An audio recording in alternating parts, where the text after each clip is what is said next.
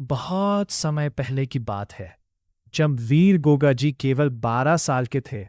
तभी से उनके अंदर गौ माता के प्रति अपार प्रेम और भक्ति थी।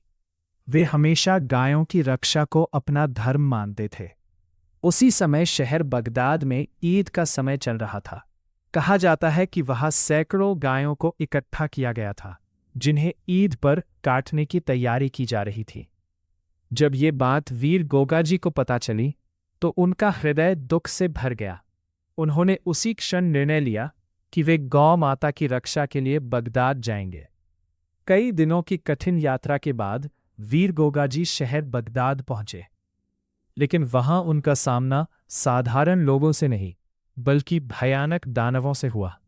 वे दानव इतने शक्तिशाली थे कि यदि उनके खून की एक बूंद भी धरती पर गिर जाती, तो वहां से कई नए दानव पैदा हो जाते थे। फिर भी वीर गोगा जी बिना डरे युद्ध करते रहे। कई दिनों तक भयंकर युद्ध चलता रहा। पूरा बगदाद रणभूमि बन चुका था।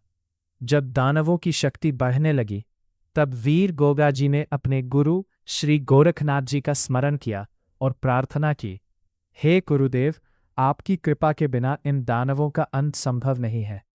कृपया मेरी सहायता करें। अपने शिष्य की पुकार सुनकर गुरु गोरखनाथ जी प्रकट हुए।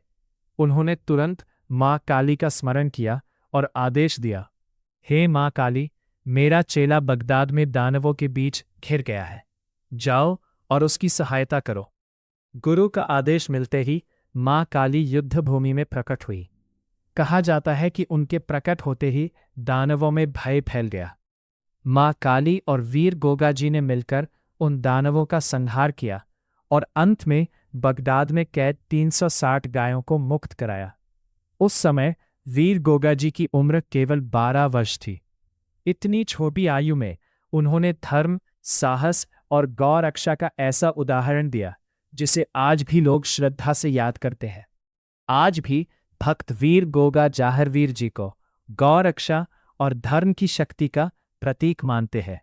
जय वीर गोगा जाहरवीर जी।